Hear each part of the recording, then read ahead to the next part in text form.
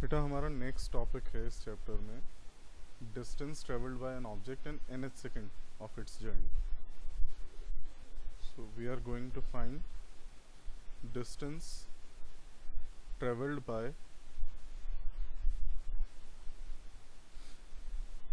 An object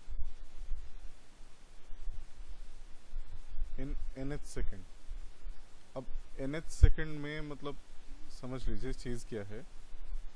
देखिए से एक रनर पॉइंट ए से पॉइंट बी तक जाने में 10 सेकेंड्स लेता है और टोटल जो डिस्टेंस है ए से बी का वो है 150 मीटर. और से किसी और ऑब्जर्वर ने भी इसको नोट किया है. ये ए से पॉइंट सी तक जाने में इसने टाइम लिया था 9 सेकेंड्स और ए से सी तक का जो डिस्टेंस है दैट इज 135 मीटर. तो हम क्या कह सकते हैं इस सिचुएशन में कि इसने 10th सेकेंड में कितना चला. 10 सेकेंड्स में टोटल कितना चला था 150 मीटर और 9 सेकेंड्स में 135 मीटर. मतलब 10th सेकेंड में 10वें सेकेंड में इसने एग्जैक्टली 15 मीटर ट्रैवल किया है. तो ऐसे ही अगर मुझे किसी ऑब्जेक्ट के लिए ये पता लगाना हो कि उसने nth सेकेंड में कितना ट्रैवल किया है, टोटल कितना डिस्प्लेसमेंट कवर किया है nth सेकेंड में, तो मुझे क्या करना चाहिए. n सेकेंड्स में चले गए डिस्टेंस में से n-1 सेकेंड्स में चला गया डिस्टेंस सब्ट्रैक्ट करना चाहिए. यानी कि distance travelled in nth second is equal to distance travelled in n seconds minus distance travelled in n-1 seconds. तो हम जानते हैं डिस्प्लेसमेंट के लिए इक्वेशन क्या होती है. s equals to u t plus half a t square. तो एक बार तो t की जगह हमें प्लेस करना है n और दूसरी बार में n-1. तो वैल्यू प्लेस करते हैं s nth equals to u n plus half a n square. ये तो एस एन हो गया minus u into n-1 plus half a into n-1 squared. It is un plus half a n square minus un minus u plus half a और ये square expand किया n square plus 1 minus 2n.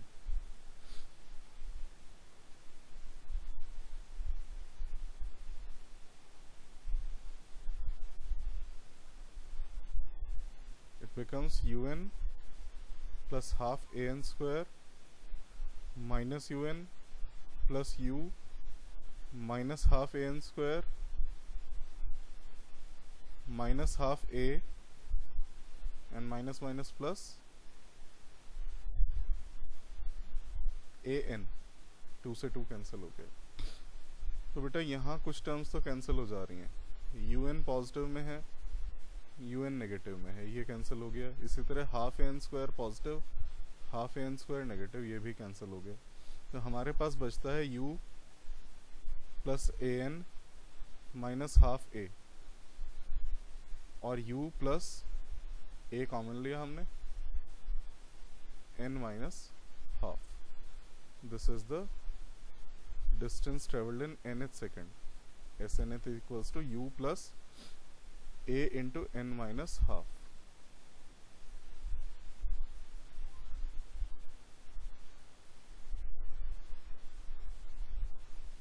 अब इसी chapter में एक small concept और है जिसको हमें डिराइव नहीं करना है, वो सिर्फ हमें फॉर्मूला समझना है. से दो ऑब्जेक्ट्स ट्रेवल कर रहे हैं. से this is an object A और इसकी वेलोसिटी है va. दूसरा ऑब्जेक्ट है B, इसकी वेलोसिटी है vb. अगर हमसे कोई पूछे what is the velocity of A with respect to B, तो हम क्या यूज करेंगे formula. Velocity of A with respect to B equals to velocity of A minus velocity of B.